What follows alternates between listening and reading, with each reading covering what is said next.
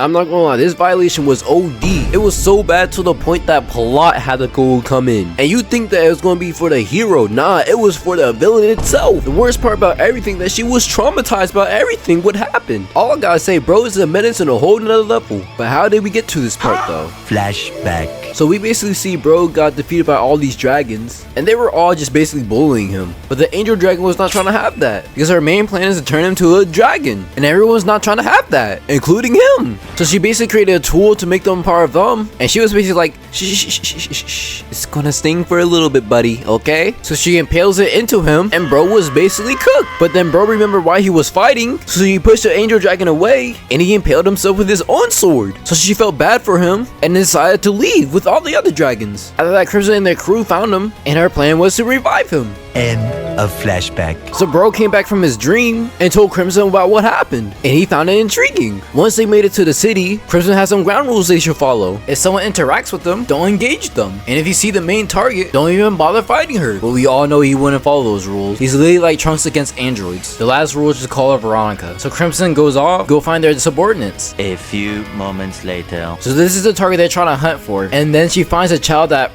needs help. In the other point of view, we see Ragnar, and he's at a place where they show dead dragons, like it's a whole museum. But bro thought it was a trap, and so he was not trying to have it. So while bro was walking away, he found the target, and bro was trying to control his bloodlust, but she was making it worse because she was trying to check up on him. But then Slime came up with a D1 excuse, and the excuse was that he didn't like crowds, which was true. So then Slime randomly said this to her, that she smelled delicious. You gotta believe me when the Slime actually said that. So once they left before bro started to crash out, she was like, get well soon, and bro was ready to let loose. And then when her subordinates saw they come by, he was making sure that she was safe, and he immediately had a suspicion on Ragnar, and she was like, he's cool, he ain't gonna do nothing, and she was lucky that he was not there. While all that was happening, Crimson was making a plan to make her use time stop, because once she used all of it, she's basically cooked. Bro was in the alleyway determining if he should go back or not, and Crimson's shadows trying to keep him in check. So bro said to Slime that to tell Crimson that he's going after her. Once he fully left, Slime told Crimson that he betrayed her because he didn't do something what he's supposed to do. Meanwhile, two dragons were talking about how they got rid of the kid and their parents as well, but bro managed to hear the whole thing. So bro came up towards them and talked about how he's going to dispose of both of them, and Ultima is trying to act confused with what's going on.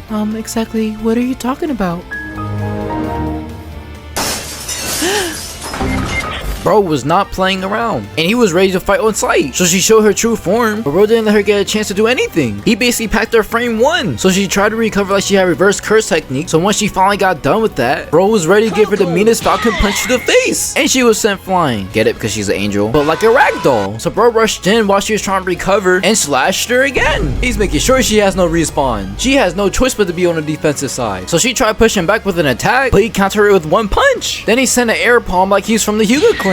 So she tried to fight back again, but bro yeeted multiple swords at her. All of it connected perfectly like he's playing darts. While bro was fighting Ultima, Crimson was spazzing out, but he low-key wanted to use it as research though. So while all that was happening, Crimson tells Slime to go to the place that's most delicious, and that's what Slime did. Crimson told the other subordinate to go to a certain place and prepare to fire. So while all that was happening, bro was continuing to put on pressure. So one of the dragons tried to save Ultima, but he immediately got murked. So bro was about to land a final move, but he got trapped. And remember the dragon that got murked? Yeah, for some reason he was alive. Trust me, I don't know how he survived either. So she tried to engulf Ragnar with her blood, but bro managed to lock in and managed to get out because of Slime. So he punched through her engulfing attack and finished her off, and now it's basically game.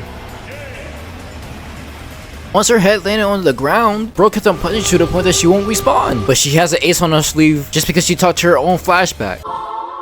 Bro was bamboozled on what happened. So she pulls up towards him and is like, yeah, I got returned by death. And she was glad that she was able to do that. So one of the dragons pulled up and started to pummel him. Basically a muda special. So she told him to stop because his hands was basically cooked. And she's planning to get a laser to finish him off instead. So while she was walking away, bro risen up like he was Gojo. Bro was ready to go after her like he's in a certain round for zombies. And she was panicking, not knowing what to do. Everything that she done was basically ineffective. She was in pure panic mode. So dude tried to put up a barrier, but bro broke through it like he's a linebacker, and he told her he smells her fear. So bro grabbed his sword and sliced her through her time stop. So once time resumed, he went for the final blow, but then he stopped because plot kicked in for the enemy, and bro was finished. So once he was laying on the ground, they fired a laser at him, but bro was saved from this next menace. While the angel demon was traumatized, this menace took 10 steps ahead. Wano, what do you mean 10 steps ahead? Don't you mean 2 steps ahead? Nah. Let me explain to you what the angel dragon's plan was. Her plan is to oscillate a ton of people like she's Blackbeard and get small amount each time so that they won't fear death. That's bad enough, right? Crimson's plan was to kill everybody on sight, and no one is going to survive this. No one at all. Bodies flying everywhere. Everything's just being destroyed just so that she can go rewind. And if she don't rewind, then everyone is just basically cooked. While Crimson was enjoying everything was happening, the Angel Dragon was being more traumatized. But Bro managed to stop her from falling into that menace land. Once that happened, everyone basically retreated. Obviously stuff happened later on, but I want to stop it right there for now. But I'm not gonna lie though, those 3 episodes was actually insane. And I see why that violation was actually OD. Plot had to come in to stop him. It was that bad. Usually you see the hero get plot armor. Nah, it was the villain this time, and it was actually wild. But anyways, how do you feel about this violation? I'm not gonna lie,